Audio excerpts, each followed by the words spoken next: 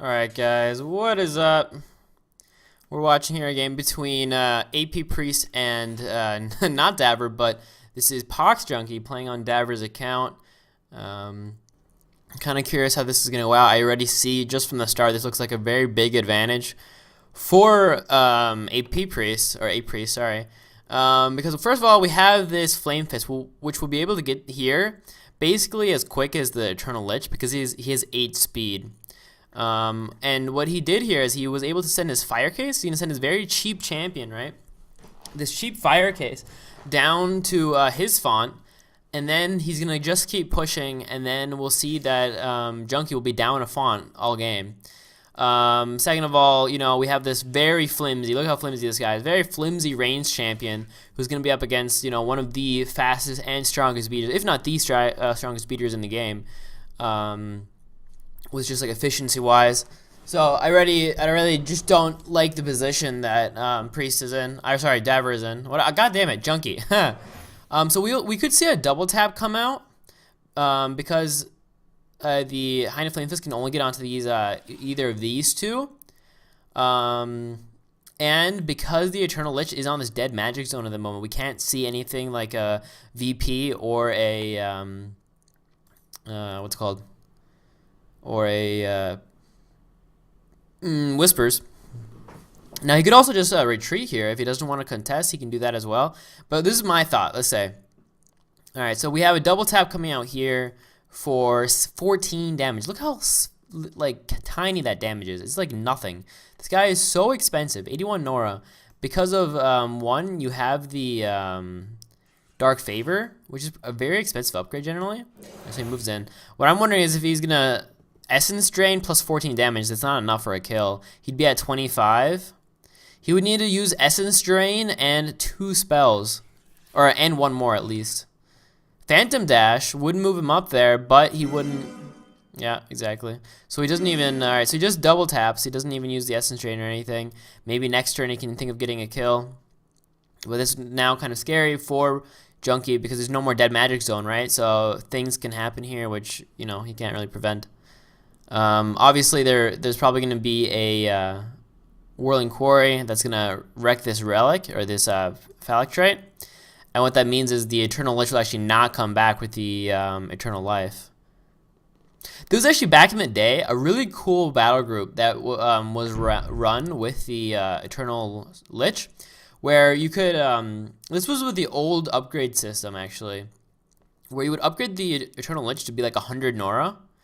And then you would play this with like Grimlink Mirrors and stuff. And then you would have like 4 of these. And every time you Grimlink Mirrored one, it would cause the Phalactrite to come as well. So you have like an endless supply of these. It was really cool. And that was then when you could like upgrade everything. So you could upgrade damage up to like, so they all had like 15 damage, 50 health, 4-6 range, and they all cost like 100. And you're like, well, that's okay, but not for 100 Nora. But just because you kept shooting out these relics, meaning that you kind of just kept coming back. It was really cool.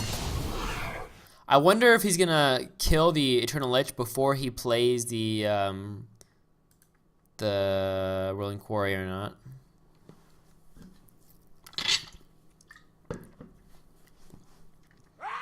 Yeah, there's VP. Like I said, once the dead magic zone is gone, he can just keep pushing. We already have the Rift Lord out. This is probably just game right here. I'm gonna not even like put this on YouTube if it's game right here, because I already don't see a way that Junkie can really come back. Like he might be able to kill the Flame Fist kind of coming up, but then he still has to deal with the Totem as well as all these other summons coming. Well, this is a good play. He puts the Bazaar in front of the Phalactrite, so if the Quarry does come out, it will actually only hit the Bazaar instead of the Phalactrite, so then we'll see the Eternal Lich come back. Alright, so yeah, dude, the damage is just 8 damage. It's just such a bad champion, I swear. Like, it used to be good. And, like, Gift of Scrying can be a good ability, but it's so, like, they counter each other, these things. You want Dark Favor on as many champions as possible, right? So you want to play this, like, mid-game or late game, but then Gift of Scrying means that there's no point in having the scrying if you're already playing mid-game, late game, where you already have enough runes deployed or revealed. So like these things counter each other. His damage is atrocious. The only thing that brings him back is that phallic trait. But there's so many times, like even if he comes back and does the dark favor, he's still just an 8 damage champion with 40 health, right? Like he's not a threat when he comes back either. At least with the Lichborn is also kind of expensive, but at least when that thing comes back, it comes back with like extra abilities and like it's strong. You know? I really don't see why phallic trait is so expensive. Now if he was at 75 or something, you know, 75 it might be okay with the because you can play a module that like runs a lot of these. All right, like so he's gonna die now. I don't really see a way of him killing this phallic trait, so I guess at the very least we'll see him come back. But you know, like I said, he's gonna come back and still like a an 8 damage champion. You're like, all right, I'll just let it tickle me to death. Don't give a fuck. Yeah. All right. So there's he comes back. He took the kill, but not with an attack, with the spell, surprisingly. I wonder why. I guess he wanted the Nora Globe and he didn't want to be in range of a double tap. That's why. It's pretty smart of him, actually. So this way he can, he didn't have to attack and then he would be right here if he ran away one. Ooh, this is weird. Can he kill his fire case? Killing a fire case with the, was that Phantom Dash on the Flame Fist, possibly? Thing is, he's not in range to be able to refreshing elixir while also being able to teleport and have the 8 AP. Otherwise, like if this was up here, then he could teleport and then, wait, can he use Trine Exertion actually still? No, right? Boom, boom. Is it a kill? No, he's 2 off at the moment. Actually, he's 1 off because he has Punish, right? He's 1 damage off. If he has a relic, he can do it. There's 3 relics here that would get the kill. Either a War Banner, a Unholy Tomb, or a Tomb of Hate. The only one that I would say is actually an okay play here would be the War Banner. Both of the other ones would be such a tempo hit. Yeah, I don't know. Does he have it? Does he have a relic to place or something to get the 1 extra damage? Like I said, Punish will do some, but it's funny. Yeah, see, look, 1 health. Does he have the relic? No, I don't see it. Is he deploying it? Come on! Yeah, and then that means that the Flame Fist survives. It gets to kill the Lich, and then we have... Alright, there we go. So that was what was... Okay, so he plays a spell. That's never fun. What you'll hear Junkie and, him say a lot is you don't want to be using spells, relics, and anything really if all you're doing is getting your own font back, right? You always want to be the aggressor because then you're using spells to contest him. But if you're using spells to be defensive and not get ahead, like we see now, like they're still even at best, like if anything, then you're just like not doing well. And I think Poxjunkie feels it. He knows like, oh shit, I had to use this spell only because I was 1 damage off, and that just puts him another 40 Nora behind, or 8, yeah, exactly, Nora.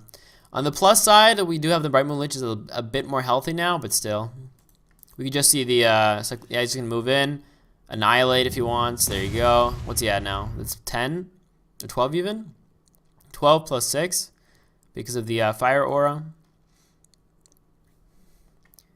He could even use a spell if he wanted to. He plays double throw boulder. I know we already saw 1, but if he plays another, is that a kill? It's 16. That's actually, isn't that a perfect kill? I think if throw boulder does 16 damage, then it's a perfect kill here. Oh, yeah, no, because defense doesn't matter. And the aura would do it. He cannot use, okay, he's just going to move back then. Yeah, might as well go for the Sirkin. Now, one thing that is interesting here is we have Sirkin here with a lot of damage, or sorry, a lot of AP kind of. There you go. But is there something to stop this Lich Master from killing the fire case here? Some kind of anti, like whispers or something. There might be a rock trap here somewhere, right? That could be an idea. We already saw the Phantom Dash played, so that can't be played again or anything. But yeah, we could see double tap would do exactly 26. Yeah, double tap would do 26, unless he's whispered. He's not. Alright, so that's 26. He still has one hit with him, and there's no AP on the fire case. You can also actually kill with the Eternal Lich too. So yeah, this is a dead fire case, and no spells have to be used here, which is kind of nice for him. So maybe he can deploy. Ooh, he does play a spell instead though. I said he didn't have to, but I guess, ooh, going for the relic. Okay, also a good play. What this means is that the Rift Lord has to get into the font now, right? Or the spirits have to play another relic. He could have even maybe used the Shrine Exertion thing, the train again, just so that he also gets 8 AP a turn. Like right now, this guy is 9 AP a turn. That's insane. Like Shrine Exertion is so strong. It's really cool, actually.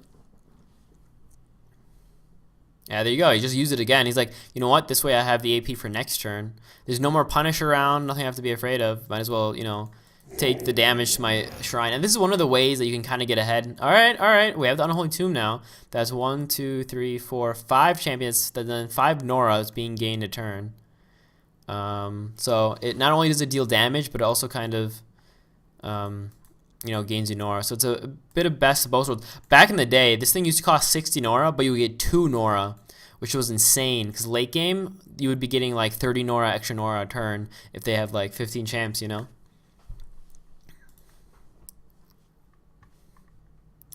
Alright, so magic damage. Is there magic? So we have electric, here's magical, and here's magical. So we do have enough magical damage here that the Rift Lord has to be kind of afraid of moving in here, right? Like I said before, we do have Dead Magic Zone again, so he cannot play a spell to maybe remove the Bright Moon. He's also not in range to tap with the Rift Spirits, sadly for him, right? You can get the Norglobe, though. It might not be a bad idea just to send a Rift Spirit over there just to get that Norglobe. These things are so, like, whatever, you do whatever you want with them. Getting a Norglobe is always worth it, even if it dies. It's free, right? He's calculating something. He might be able to get a kill here. I think he does. If he is able to play any type of spell that gains him AP, you know? Or maybe even just like a drive. If you put like a Slaver's Whip on something, I don't even know. He's very close to a kill. He's moving up, all by 1 for some reason. Yeah, I'm thinking of a Cast Alacrity. Now that would kind of kill the Rift Spirits though. No, okay, he doesn't. He just, yeah, but look at this HP being gained though, or Nora, I mean. There is a spell that also creates these Phalactrites. So he's also Eternal Life. So if he dies and there's a Phalactrite, he'll be resummoned. And you can play the Relic itself, I think, even, which is like a common and it costs like 50 Nora. Or you can, or maybe it was a spell. I think there's a spell. If you kill something with the spell, you create a Phalactrite. It's like 50 Nora though. It's really expensive. Alright, so there's the Phantom Dash again. Now, are we going to see a kill here on this Rift Lord? I could definitely see one coming. We have 1, 2. Oh, he's actually off. He doesn't have the Bazaar either. Thing is, if he goes for this kill on the Rift Lord, then all of these guys are in range to double tap, and so is he. Or is he in double range tap? It's close. So this is very scary if he wants to move in here. And there's no Frostcone on him either. Right, so he gained some health. That's good for the Lich King. But this is very scary, like I said, because this this Bright Moon will be dead. Oh, why? He had punish. Oh, that was really bad. He took 8 extra damage that way. He took 8 extra damage to the punish. That was silly. I completely forgot. Like, we both forgot about it, but yeah, that was 8 extra damage. Made it an easy kill, kind of. He won't get the Nora Globe, and this Bright Moon is definitely dead because of the all these. Look at all these champs. They're all in like double tap range. So this Bright Moon is 100% dead. Okay. Well, there's a ritual then. So now there's 2 of these will be gone. He'll probably want to destroy these 2. Yeah, exactly. These 2, just so that the farthest away one is still alive. And this way he gets the Nora Globe, obviously. Also a good point. Yeah, man, that punish. If he had moved him a little bit, because he should have, like, it was, that's sad. Forgot about the Phantom Dash, I guess. Alright, so he got his font back. if these guys, like, they can maybe still kill this Bright Moon. Let's see, is he in range? 1, 2, 3. No, he's in 1, 2, 3, 4 even. 4 movement to have this foil bomber attack the Lich. Also, because of the Bane Blast, or Grimlick's Bane, whichever we just saw, that dealt 15 damage. It also causes the Cursed, right? So, alright, he just uses his Stone Bomb. Reason here is that way he doesn't lose the preparation stacks, because he knew he couldn't get the kill. So it's not a bad idea just to wait it out so you can get your preparation stacks. Scary thing is here, though, for Priest, is if he doesn't kind of move in, this Unholy Tomb will kind of start, you know, ramping up in like value, because not, like I said, the Nora doesn't matter super much. Like, of course, it kind of does get your Nora back, but what's really big here is really just the damage that's going to start ticking away at these guys, right?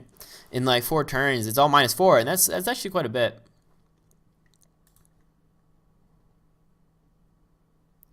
Right now we have the Vitality creation on this Eternal Lich. Alright, there's another Flame Fist. I do really wonder, though, because there's I want to know what the spell is called. Oh, man. I'm annoyed. Alright, I'm going to go look for it. I'll be unfull screening for a sec, just so I can look for the name of it. I remember that Daver, so the one, the battle group he's actually playing right now, had a battle group very similar to this that I recorded that was very cool. And because there's a legendary that gives so much utility. It gives leverage, or has leverage. Here, wait, let me find it. Let me just find this shit. I don't have to pretend like I know things. Lich. Where's Lich? Vampire? No, Lich. There we go. And then rarity, legendary. There we go. It was the... Oh, that wasn't it. Well, first of all, the Elder Vampire is a Lich, which is cool. He has Eternal Life, Life Siphon, Vitality Creation, Blood Rage. So that's 478 Nora, and that Invoke Life Leech. So the Elder Vampire is already a very good beater for the Lich, but that's not who I was talking about, actually. Maybe he's not a Lich. I think he's not. I think he's a human or something. God damn it, now I have to find this guy. Look at all these things I have to do. H for human. Where is he? I don't see human. Isn't there a human? Maybe he's undead.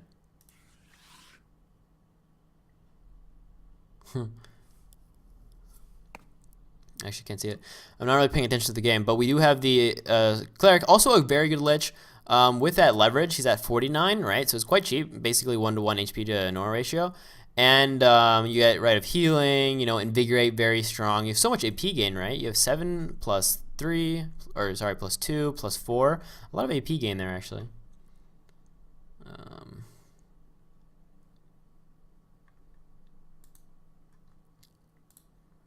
Alright, let me just...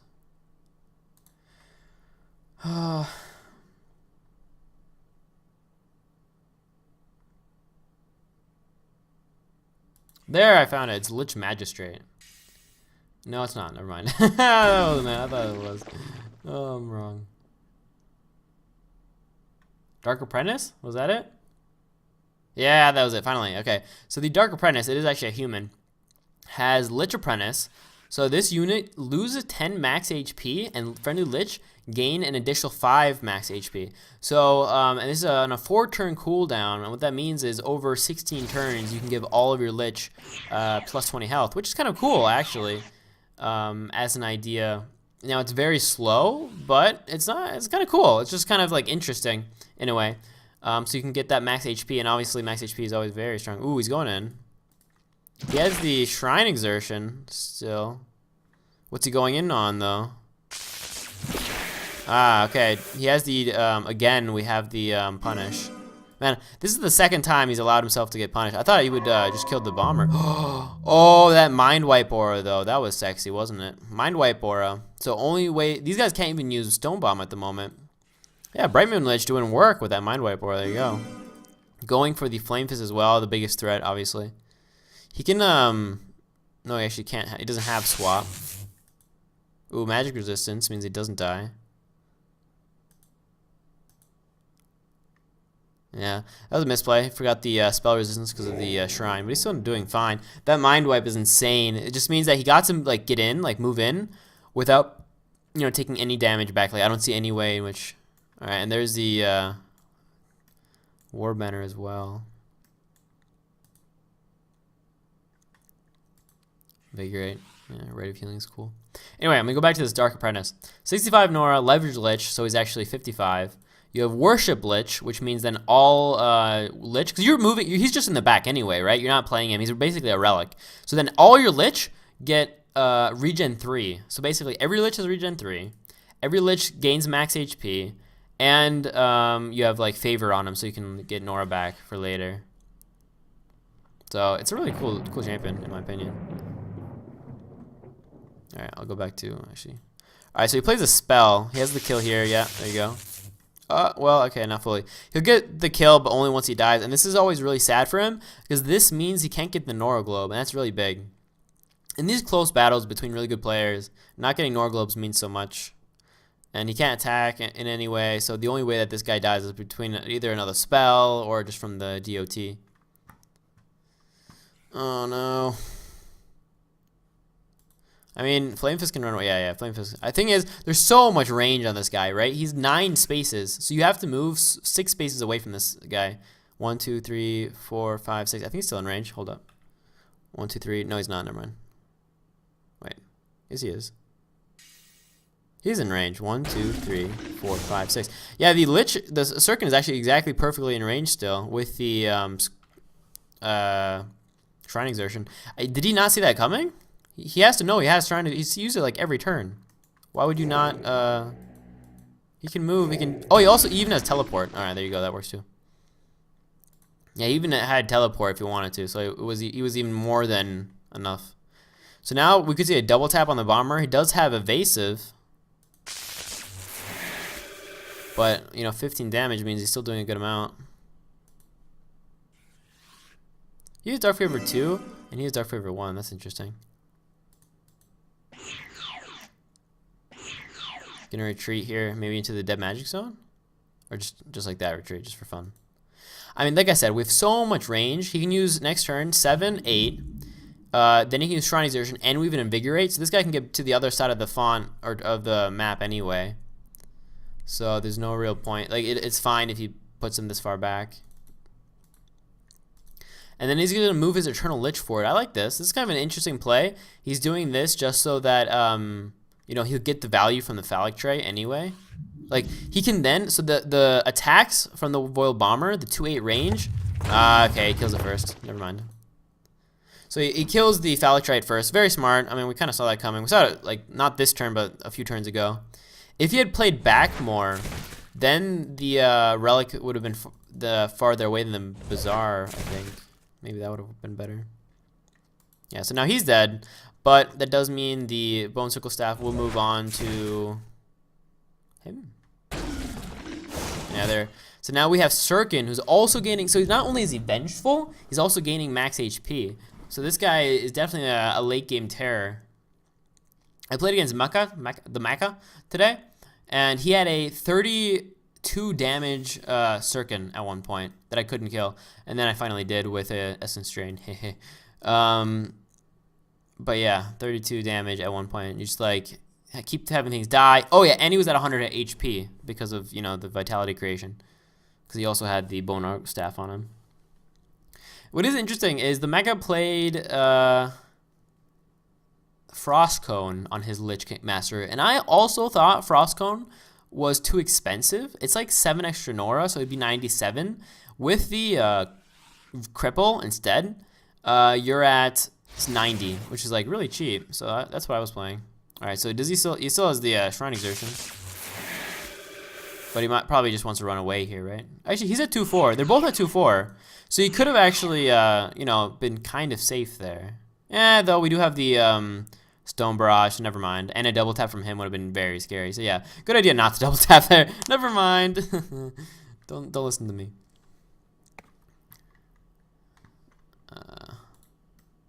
Where was I? What just? Oh, okay.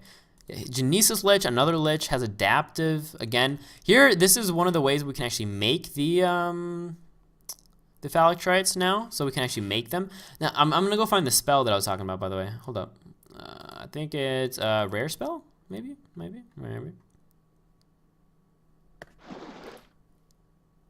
Alright, so now this is where things start hitting late game. We have the extractor out. These guys are gonna gain their max damage, or sorry, range again. But on the other hand, we do have the Unholy Tomb running, so that is 1, 2, 3, 4, 5. It's 5 Nora a turn for Daver and or Poxjunkie, and 5 extra damage every turn.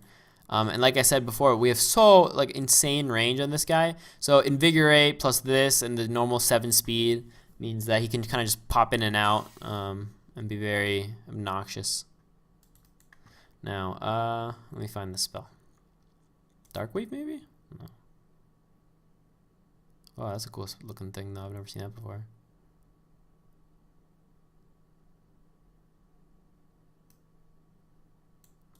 No, not that.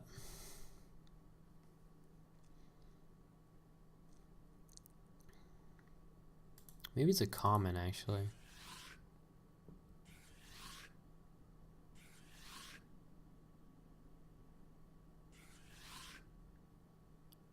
I really have no idea what the spell is called. Touch of Death, was it? No. Sirkin's Touch, maybe. No. I can't find it. I don't know what it's called. Oh, it's annoying. I don't play Forsaken Waste so much, so I don't know the spells. Like I know what they do, but I don't know what they're called. All right, let's go ask.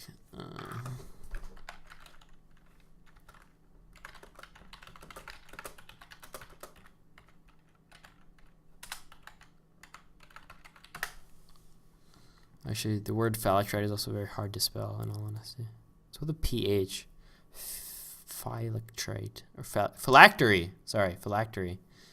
I said phylactrite this whole time. I mean phylactery. There you go. Sometimes, you know, how that... Oh, okay, this is always scary. When you see the battle drummer come in, yeah, exactly, he's going to start moving forwards. He wants to utilize the battle harden as much as possible. Again, we have no tanks here. It's still 4 versus 5 right now, like with the war drummer.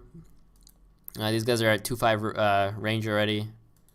So I wonder if Sirkin's going to go in to maybe get a kill on this peaks. Look at this. He's at -1 defense because of the crippled. He'll be at -2 next turn. Now we're going to see a battle drum next turn, obviously. That's why he's moving up like this. So Sirkin might want to see if he can get a kill. If not, then we're going to have these guys all doing so much damage. He can either retreat very far away, which I don't like the idea of just because, you know, he can just withstand and hold on the battle drum. Or he has to somehow kill like the Peaks Marid, but also defend his Sirkin here. It's going to be very hard. He can get the kill easily. He has 16 damage on him, right? And he can double tap. So he's dead with a double tap. He's at 31 health, so it's actually 3 above.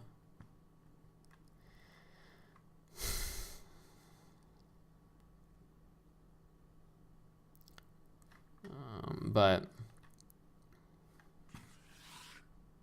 Alright, so he's moving in. Gonna attack once. Actually gonna go for the bomber. Not a bad idea, because he is the one who's gonna have the most damage with that 2-6 range, 14 damage. He can use a Spirit Harvest. Yeah, that's probably what he's gonna do. Spirit Harvest is a loss of life attack, so it goes through evasive, and it will create that phylactery, right? So, good idea here. So there you go, there's that phylactery. That means that should be killed first before he goes for like him. Alright, and there just to kind of make them not be... There you go, that's a very smart idea. That's just so that they can't move forwards now. And that's what I was thinking too, is like he has to do something that he gets the kill, but then also makes it so that he can't be like counter-attacked now. We do have Unstoppable on the core, so we could see maybe a pull onto this Genesis Lich when he's here, and then we could see 2 double taps, right? But that would mean, because of the phylactery, that he would just come back alive. So... Alright, GG. Wow, that is insane. I did not think that Junkie would actually be able to bring that back. But so many misplays. Like, actually, Priest is okay. Like, he's a pretty good player. He's better than me. But the amount of times that he got wrecked... Like, the big first base misplay was when he allowed his Riftlord to die because of the punish. And the second misplay is the positioning so that he had... he got perfectly mind wiped aura'd, and then he couldn't counterattack.